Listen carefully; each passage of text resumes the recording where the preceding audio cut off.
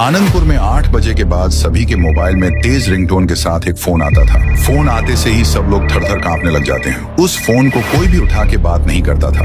वैसे ही एक आदमी ने रिंगटोन की तेज आवाज से परेशान होकर फोन उठा लिया। फिर क्या था, उसका सर पल भर में धड़ से अलग हो गया। गाँव में सब परेशान थे। रोजाना 2 से 3 लोगों की मौत पक्की थी। शाम को राइस्टार इस गांव में रहने के लिए आता है। वह इस गांव में नया था। राइस्टार का भी फोन तेज रिंगटोन के साथ बजने लगता है। अनजान राइस्टार मोबाइल निकाल के फोन उठाने ही वाला था। रुक जाओ चिल्लाते हुए एक आदमी आता है। वह राइस्टार से कह रहा था, अरे भाई, तुम्हें अपनी जान बचानी है तो गलती से भी फोन मत उठाना, वरना अंजाम बुरा होगा। राइस्टार बोला, क्यों भाई, यहाँ पर कहीं लिखा है क्या फोन मत उठाना? करके मैं तो उठाऊंगा, मेरा मोबाइल है। आदमी हाथ जोड़कर बोला, बस फोन मत उठाना, मैं सब बताता हूँ। उससे पहले कि वह आदमी कुछ और कह पाता, बाजू से एक और नया शख्स आता है। उसने भी वही गलती की, फोन उठा लिया और तुरंत उसका सर धड़ से अलग हो जाता है। राइस्टार की आंखें फटी की फटी रह जाती हैं। वो आदमी बोला, देखो, मैंने कहा था ना, फोन मत उठाना, वरना तुम्हारी भी हालत इस इंसान जैसी हो जाती। यहाँ पर 8 बजे के बाद जिसने भी इस फोन कॉल को उठा लिया,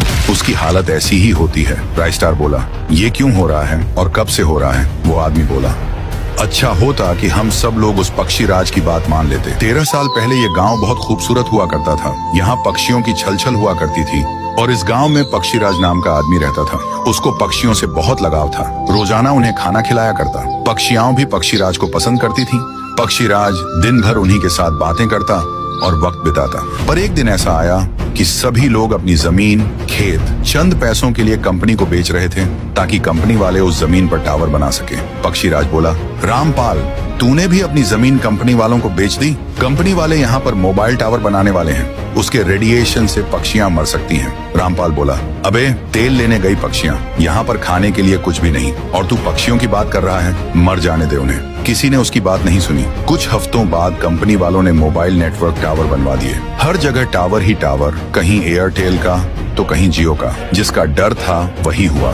धीरे धीरे आधे से ज्यादा पक्षियां उन टावरों के रेडिएशन से मरने लगी। पक्षीराज अपने सामने पक्षियों की लाशें देखकर अंदर और बाहर से टूट चुका था। आखिरकार उसने एक दिन उन्हीं टावर पर फांसी लगाकर आत्महत्या कर ली और तभी से उसकी आत्मा इस गांव को सताने लगी।